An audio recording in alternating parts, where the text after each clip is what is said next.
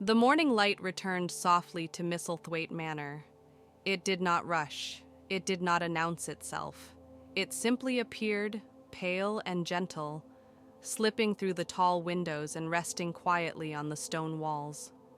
Mary Lennox woke with a calm feeling she did not recognize at first. For a moment, she lay still beneath the covers, listening. The house was quiet again, as it always seemed to be in the early hours. Somewhere far below, a faint sound drifted through the halls. Perhaps a door, perhaps footsteps. But it was distant and unimportant. Her thoughts returned, slowly, to the garden, to the wall, to the hidden door, and to the key she had found resting beneath the soil. Mary reached beneath her pillow and felt the small, cool shape in her hand.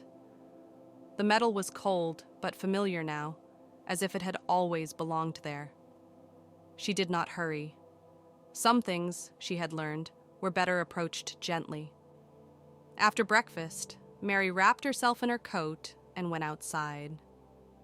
The air was cool and fresh, carrying the scent of damp earth and leaves.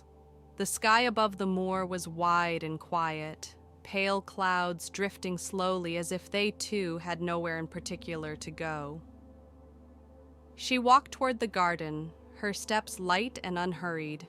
The ivy-covered wall greeted her like an old friend. The leaves stirred softly as the wind passed through them, whispering in a language made only of movement and sound. Mary stood before the hidden door. For a moment she simply breathed.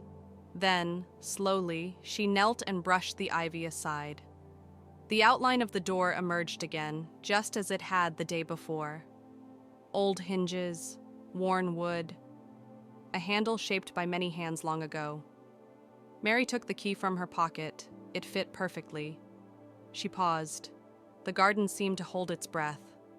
Mary turned the key.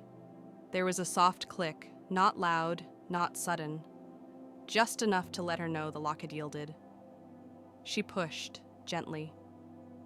The door opened. Beyond it lay silence. A narrow path stretched before her, half hidden beneath fallen leaves and thin branches. The air felt different on the other side of the wall. Still cool, but softer somehow, as if it had been waiting quietly for her arrival. Mary stepped through. The secret garden was sleeping. At first glance, it seemed forgotten. The ground was uneven, covered with moss and old leaves. Vines climbed where they pleased, winding themselves around trees and stone alike. Flower beds lay hidden beneath layers of earth, resting patiently.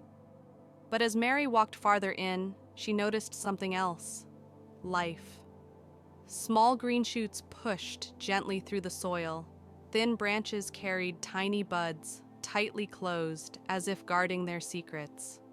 Even in its stillness, the garden was not empty.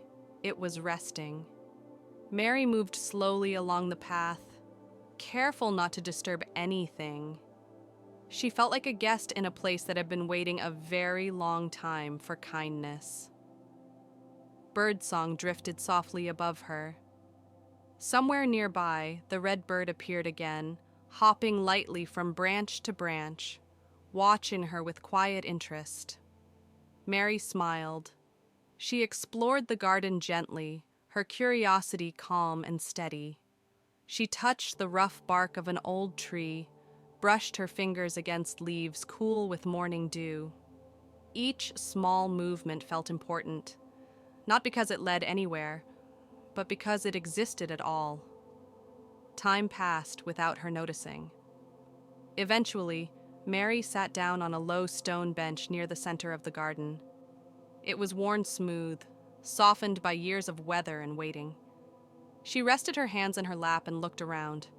The garden felt peaceful, not lonely, not sad, just quiet. Mary realized that she felt the same. For the first time she could remember, her thoughts were not busy. They did not rush or wander. They simply drifted, like clouds across the wide sky of the moor. She stayed there until the air began to cool again and shadows stretched softly across the ground. Reluctantly, Mary rose and returned to the door. She closed it carefully behind her and replaced the ivy just as she had found it. The wall stood silent once more, guarding its secret. That night, Mary slept deeply. Her dreams were gentle. She dreamed of green places waking slowly, of sunlight resting on leaves, of doors opening without fear. The next day, she returned, and the day after that. Each visit revealed something new, a patch of soil where flowers might once have grown, a tree branch that needed gentle care, a path that could be cleared little by little. Mary did not work hard. She worked patiently. She found a small spade in the shed and began to loosen the earth in one corner of the garden. The soil was dark and rich beneath the surface, warm despite the cool air.